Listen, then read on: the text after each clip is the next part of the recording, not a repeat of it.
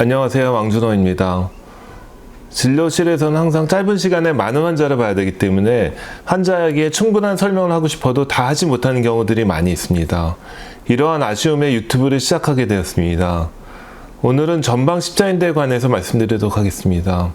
아마 전방 십자인대에 대한 총론에 해당되는 부분은 오늘 말씀드릴 수 있을 것 같습니다.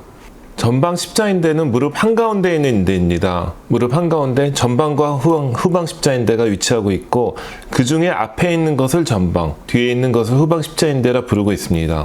관절경으로 무릎 안을 관찰했을 때 끈 같은 물질을 볼 수가 있겠습니다. 이것이 전방 십자인대입니다. 외상에서 전방 십자인대가 끊어진 환자를 관절경으로 관찰했을 때 다음과 같은 소견을 볼 수가 있겠습니다. 대퇴골 부위에서 십자인대가 끊어진 것을 관찰할 수가 있겠습니다. 다른 환자의 관절경 소견입니다. 대퇴골 부위에서 끊어지긴 했어 일부 연결된 섬유를 관찰할 수가 있겠습니다. 십자인대가 50% 이상 끊어지고 기능을 잘 못한다면 이것은 완전 파열에 준한다고 봐야 되고 전방 십자인대 재건술이 필요할 수 있겠습니다. 우리 몸에서 가장 큰 경첩관절이 바로 무릎 관절입니다. 이런 무릎 관절에 있어서 경첩의 역할을 하는 것이 전방 십자인대입니다. 그래서 전방 십자인대가 파열된 무릎은 마치 경첩이 고장난 문과 같이 되게 되겠습니다. 경첩이 고장난 문이 흔들리면서 오래 쓰면 망가질 수 있듯이 전방 십자인대도 경첩이 고장난 문과 같이 때문에 끊어진 상태로 계속해서 사용했을 때 여러 가지 2차적인 손상이 올 수가 있겠습니다. 전방 십자인대 손상이 있으면 운동할 때 무릎에 어긋나는 느낌이 생길 수 있습니다. 전방 십자인대가 끊어져도 한두 달 지나면 무릎에 붓기가 빠지고 통증도 많이 줄어들어서 일상생활하는데 큰 불편함이 없을 수가 있겠고 경우에 따라서는 운동을 다시 할 수도 있겠습니다. 그렇지만 달려가다 갑자기 멈출 때, 방향을 바꿀 때, 그리고 점프하다 착지하는 동작이 반복되면 무릎이 불안정하기 때문에 2차적인 관절 손상이 올 수가 있겠습니다. 무릎이 어긋날 때 관절 연골에 손상이 오거나 물렁뼈가 찢어진다면 향후 2차적인 퇴행성 관절염으로 발전될 가능성이 있습니다. 그래서 이런 2차적인 관절염을 막기 위해 전방 십자인대 재건술이 필요하다 할 수 있겠습니다. 주로 대퇴골, 허벅지뼈가 바깥쪽으로 돌아가는 힘이 생기면서 뒤쪽으로 빠지면서 상대적으로 경골, 아래쪽 뼈가 안쪽으로 돌아가는 힘이 생기면서 앞쪽으로 빠지는 힘이 가해졌을 때 십자인대 파열이 생길 수 있겠습니다. 핸드볼, 축구, 농구와 같이 갑자기 뛰어가다 멈추거나 방향을 바꾸는 동작 중에서 주로 전방 십자인대 파열이 생기게 됩니다. 배구와 같이 점프를 많이 하는 운동에서 점프 후 착지하는 동작 중에 전방 십자인대 파열이 생기기도 합니다. 스키를 타고 미끄러운 눈 위를 내려오다가 플레이트가 회전하면서 플레이트하고 고정된 부츠가 같이 회전해서 무릎의 회전력이 가해지면서 전방 십자인대가 파열되기도 합니다. 전방 십자인대가 파열될 때 다른 구조물도 흔하게 같이 파열됩니다. 가장 흔한 것은 반월사연골 파열입니다. 그리고 전방 십자인대가 파열될 때 무릎이 안쪽으로 꺾이는 외반력이 가해지는 메커니즘에 의해서 파열되기 때문에 외반력에 의해서 내측 측부인대가 동시에 손상되는 경우도 많이 있습니다.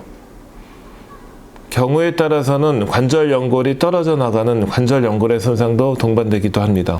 그리고 후방 십자인대나 외측 측부인대가 손상되는 경우도 있는데 이렇게 모든 여러 가지의 인대가 동시에 손상이 되었다면 무릎이 탈구되었다 이렇게 이야기할 수가 있겠습니다.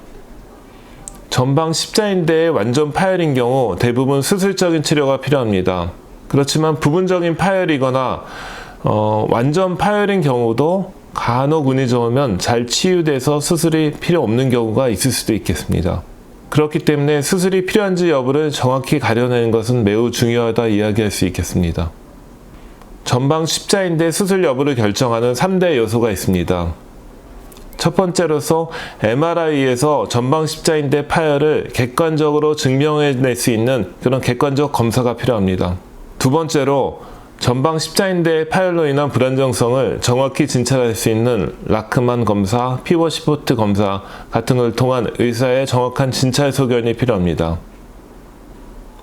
셋째, 환자가 직접 활동하거나 운동할 때 무릎의 불안정성을 느끼는 환자의 주관적 불안정성이 전방 십자인대 파열의 수술 여부를 결정하는 데 아주 중요한 요소로 할 수 있겠습니다. 이 세 가지 요소가 모두 있다면 수술이 꼭 필요한 상태라 이야기할 수 있겠습니다.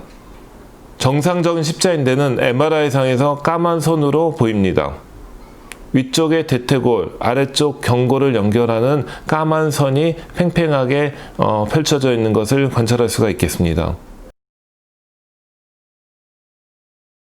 전방 십자인대가 끊어지면 까만 선의 연속성이 소실되고 끝이 너덜너덜해지게 되면서 십자인대가 부어서 검은색이 흰색으로 바뀌는 부어있는 소견을 관찰할 수가 있겠습니다.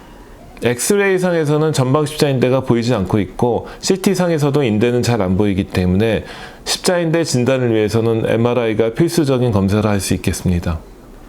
십자인대 재건술을 한 이후에 MRI를 관찰했을 때 정상적인 전방 십자인대와 비슷한 까만 선을 관찰할 수가 있겠습니다. MRI가 전방 십자인대 파열을 진단할 수 있는 가장 객관적인 검사이긴 합니다. 그렇지만 MRI만 의존해서 진단한다면 함정에 빠질 수가 있겠습니다. 부분 파열인데도 불구하고 MRI상에서 과장돼 보이는 효과 때문에 완전 파열로 진단되는 경우도 있습니다. 전방 십자인대의 완전 파열이라도 어느 정도 시간이 지나서 부분적으로 치유돼서 마치 잘 연결된 것처럼 완전 파열이 아닌 것처럼 보이는 경우도 있을 수가 있겠습니다. 그래서 MRI보다는 의사의 손으로 진찰했을 때 무릎에 불안정성이 있는 것이 더 중요하다 이야기할 수가 있겠습니다.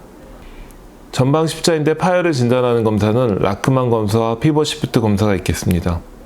전방 십자인대 파열을 진단하는 가장 센서티비티가 높은 검사, 즉 민감도가 높은 검사는 라크만 검사입니다. 한마디로 라크만 검사는 전방 십자인대를 놓치지 않고 잘 진단할 수 있다는 말입니다. 환자의 무릎 20도 내지 30도 정도 구부린 상태에서 대퇴골의 내가를 한 손으로 잡고 경골의 근위부를 한 손으로 잡아서 앞뒤로 움직였을 때 반대쪽과 비교해서 5mm 이상 움직인다면 완전 파열로 진단할 수가 있겠습니다. 그런데 중요한 것은 사람마다 관절이 느슨한 정도가 다 다르기 때문에 절대적인 수치보다는 반대쪽 다리와 비교했을 때 차이가 얼마냐에 더 비중을 두고 진단을 내려야 합니다. 피벗 시프트 검사는 전방 십자인대 파열을 진단하는 가장 스페서티스티가 높은 검사, 즉 특이도가 높은 검사라 이야기할 수가 있겠습니다. 즉 피벗 시프트 검사상 양성으로 나온다면 전방 십자인대 파열이 아닐 가능성이 적다. 전방 십자인대가 파열된 것으로 보는 것이 타당하다 이렇게 이야기할 수가 있겠습니다. 검사하는 방법으로서는 무릎을 핀 상태에서 외반력, 내회전력, 축 방향에 힘을 가해서 무릎을 구부리는 동작을 만드는 것입니다. 무릎이 구부린 동작에서 팍 튀어나온 듯한 빠진 듯한 느낌이 생길 수가 있겠고 사실은 무릎 폈을 때 탈구되어 있던 무릎이 구부리면서 제자리에 들어오는 정복되는 현상을 관찰하는 검사라 이야기할 수가 있겠습니다. 재미있는 것은 피벗 시프트 검사는 전방 십자인대가 파열될 때 가해지는 메커니즘과 똑같은 힘을 주어서 하는 검사입니다. 그렇기 때문에 어찌 보면 전방 십자인대의 수술 여부를 결정하는 데 가장 도움이 되는 검사라 할 수 있겠습니다. 어떤 경우는 제가 전방 십자인대 파열이 있다 진단을 하더라도 믿지 못하는 분들이 계십니다. 내가 이렇게 잘 돌아다니는데 십자인대 파열이 되는 게 맞냐 이렇게 반문하시는 분들도 계십니다. 십자인대가 끊어지면 처음에 많이 붓고 아파서 잘 못 걷다가 한 2, 3주, 한 달 정도 지나면 다시 또 잘 걸을 수 있고 심지어는 다시 축구 같은 운동을 하시는 분들도 계십니다. 그리고 전방 십자인대가 끊어진 다음에 바로 직후부터 걷기 힘든 것은 아닙니다. 일단 무릎 안에 피가 차는데 4-5시간 정도 걸리기 때문에 어떤 경우에는 십자인대가 끊어진 다음에도 축구 경기를 끝까지 뛰었다고 말하시는 분들도 계십니다. 4-5시간 이후에는 무릎에 피가 차고 굽혔다 폈다도 힘들게 되고 걷기도 힘든 상태가 되어서 응급실로 오시는 경우들이 계십니다. 전방 십자인대가 끊어지더라도 한 달 정도 지나면 걷기, 가볍게 뛰기, 자전거 타기 등의 운동을 하실 수가 있습니다. 그렇지만 축구, 농구, 배구 같은 스키 같은 운동을 하신다면 무릎이 빠지는 느낌, 어긋나는 느낌이 생길 수가 있습니다. 십자인대 파열로 이런 증상을 계속해서 느낀다면 꼭 수술이 필요한 위험한 상태라 말할 수 있겠습니다. 십자인대 수술은 재건술이라 이야기할 수가 있겠습니다. 재건술이라는 것은 없어진 인대를 다시 만들어 넣어주는 수술입니다. 수술하는 방법은 대퇴골, 경골, 위에 뼈, 아랫뼈의 터널을 뚫은 다음에 인대를 통과시켜서 나사 등으로 고정하는 방법으로 수술을 시행하게 됩니다. 사용하는 인대는 자신의 몸에서 채취한 인대를 사용하는 자가인대, 그리고 자기 몸을 기증해 주신 분의 인대를 채취해서 사용하는 동정건, 이러한 인대를 사용해서 재건술을 시행할 수 있겠습니다. 십자인대에 사용되는 인대는 생체 조직이기 때문에 그게 생착만 잘한다면 평생 쓸 수 있는 인대입니다. 인공관절에 사용하는 금속이나 플라스틱 같은 물질과는 다릅니다.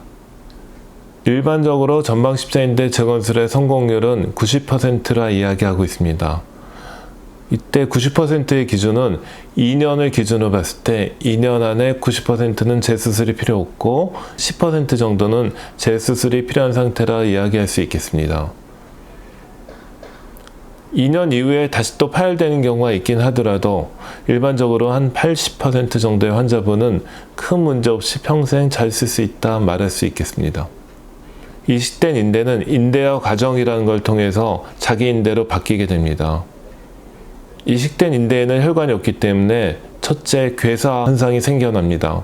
이후에 염증 반응이 일어나고 염증 세포가 증식하면서 염증 세포에서 분비된 혈관 유도 물질이 의해서 혈관 세포들이 이주해 와서 혈관을 만들고 새로 만들어진 혈관에 따라서 새로운 세포들이 이주에 들어와서 증식하고 또 콜라겐 같은 섬유질을 만들어서 다시 자기 인대가 되는 인대화 과정을 거치게 됩니다.